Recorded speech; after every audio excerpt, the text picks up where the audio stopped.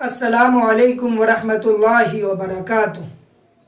بہت سارے لوگوں کا سوال ہے کہ صلاۃ الحاجہ کا طریقہ بتائیں کہ صلاۃ الحاجہ پڑھنے کا کیا طریقہ ہے۔ تو میں بتانا چاہتا ہوں کہ صلاۃ الحاجہ کے لیے کوئی خاص طریقہ مقرر نہیں ہے اور نہ قرآن و حدیث سے ثابت ہے، بلکہ جس طرح عام نماز پڑھی جاتی ہے اسی طرح یہ 2 رکعتیں پڑھی جائیں گی۔ بہت سے لوگ یہ سمجھتے ہیں کہ صلاۃ الحاجہ پڑھنے کا کوئی خاص طریقہ ہے۔ لوگوں نے اپنی طرف سے اس کے خاص طریقے گھڑ رکھے ہیں۔ بعض لوگوں نے اس کے لیے خاص صورتیں بھی متعین کر رکھی ہیں کہ پہلی رکعت میں فلاں صورت پڑھے اور دوسری رکعت میں فلاں صورت پڑھے وغیرہ وغیرہ۔ لیکن حضور اقدس صلی اللہ علیہ وسلم نے صلاۃ الحاجہ کا جو طریقہ بیان فرمایا ہے اس میں نماز پڑھنے کا کوئی الگ طریقہ بیان نہیں فرمایا اور نہ کسی صورت کی تعیین فرمائی ہے۔ البتہ بعض بزرگوں نے یہ تجربہ کیا ہے کہ اگر صلاۃ الحاجہ میں فلاں صورتیں پڑھ لی جائے تو بعض اوقات اس سے زیادہ فائدہ ہوتا ہے، تو اس کو سنت سمجھ کر انسان اختیار نہ کرے، اس لیے کہ اگر سنت سمجھ کر اختیار کرے گا تو وہ بدعت ہو جائے گا۔ چنانچہ میرے حضرت فرمایا کرتے تھے کہ جب صلاۃ الحاجہ پڑھنی ہو تو پہلی رکعت میں سورہ الم نشرح لک صدرک اور دوسری رکعت میں اذا جاء نصر اللہ پڑھ لیا کرو۔ لیکن اس کا مطلب یہ نہیں ہے کہ ان صورتوں کے پڑھنے سے زیادہ فائدہ ہوتا ہے، لہذا اگر کوئی شخص سنت سمجھے بغیر ان صورتوں کو پڑھے تو یہ بھی ٹھیک ہے، اور اگر ان کے علاوہ کوئی دوسری سورہ پڑھ لے تو اس میں سنت کی خلاف ورزی لازم نہیں آتی۔ بہرحال صلاۃ الحاجہ پڑھنے کا کوئی خاص طریقہ نہیں ہے، بلکہ جیسے عام نمازیں پڑھی جاتی ہے اسی طرح صلاۃ الحاجہ کی 2 رکعت پڑھی جائیں گی۔ بس نماز شروع کرتے وقت دل میں یہ نیت کر لے کہ میں 2 رکعت صلاۃ الحاجہ کے طور پر پڑھتا ہوں۔ یہاں پر یہ بھی عرض کر دوں، آج کل لوگوں میں یہ مشہور ہو گیا ہے ہر نماز کی نیت کے الفاظ علیحدہ ہوتے ہیں، اور جب تک وہ الفاظ نہ کہے جائیں اس وقت تک نماز نہیں ہوتی۔ اسی وجہ سے لوگ بار مجھ سے یہ پوچھتے رہتے ہیں کہ فلاں نماز کی نیت کس طرح ہوگی اور فلاں نماز کی نیت کس طرح ہوتی ہے، اور لوگوں نے نیت کے الفاظ باقاعدہ نماز کا حصہ بنا رکھا ہے۔ خوب سمجھ لیں کہ نیت ان الفاظ کا نام نہیں ہے، بلکہ نیت تو دل کے ارادے کا نام ہے۔ جب آپ اپنے گھر سے اس نیت سے نکلتے ہیں کہ میں ظہر کی نماز پڑھنے جا رہا ہوں تو بس آپ کی نیت ہو گئی۔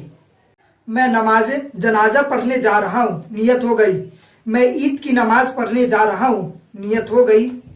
اب یہ الفاظ زبان سے کہنا واجب نہیں ہے اور نہ ضروری ہے، نہ سنت اور نہ مستحب ہے، زیادہ سے زیادہ جائز ہے، اس سے زیادہ اور کچھ نہیں۔ جو لوگ زبان سے اپنی نیت کو ادا کرتے ہیں وہ ایک جائز کام کرتے ہیں، اس سے زیادہ اور کچھ نہیں۔ اسی طرح صلاۃ الحاجہ پڑھنے کا نہ کوئی مخصوص طریقہ ہے اور نہ کوئی نیت کے مخصوص الفاظ ہے، بلکہ عام نمازوں کی طرح 2 رکعت پڑھیں۔ پھر جب 2 رکعتیں پڑھ لے تو آپ دعا کرو، اور یہ دعا کس طرح کرو اس کے آداب بھی خود حضور اقدس صلی اللہ علیہ وسلم نے بتلا دیا۔ یہ نہیں کہ سلام پھیرا اور دعا شروع کر دی، بلکہ سب سے پہلے اللہ تعالیٰ کی حمد و ثنا بیان کرو اور یہ کہو، یا اللہ تمام تعریفیں آپ کے لیے ہیں، آپ کا شکر اور آپ کا احسان ہے۔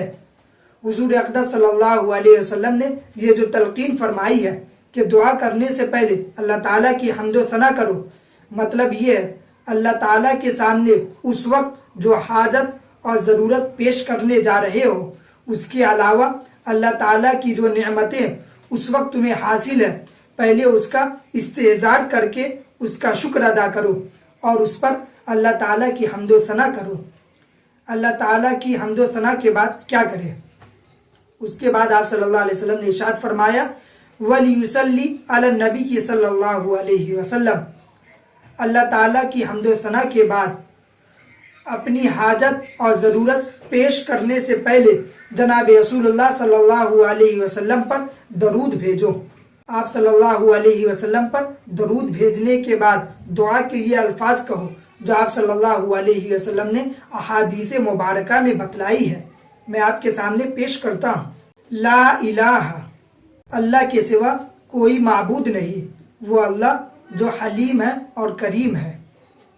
سبحان اللہ رب العرش العظیم، اللہ تعالیٰ پاک ہے جو عرش عظیم کا مالک ہے۔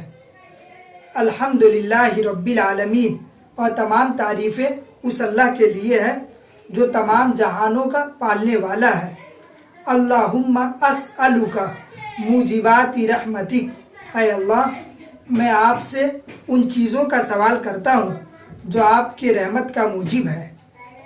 وعزائم مغفرتک، اور آپ کی پختہ مغفرت کا سوال کرتا ہوں۔ والسلامت من کل اثم، اور مجھے ہر گناہ سے محفوظ رکھیے۔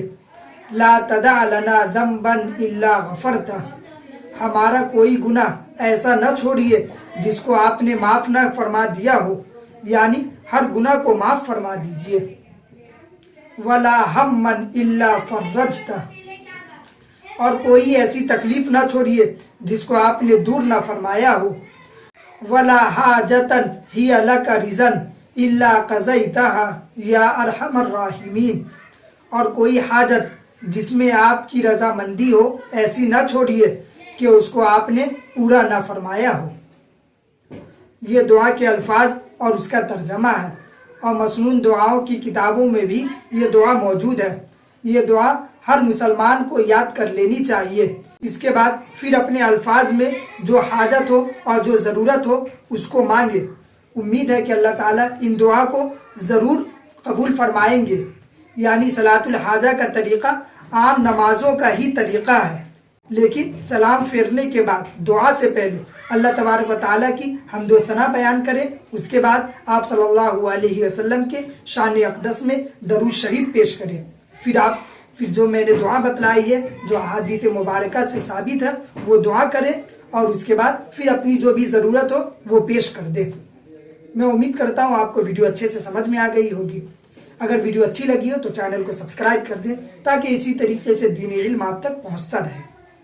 وآخر دعوانا ان الحمد للہ رب العالمین۔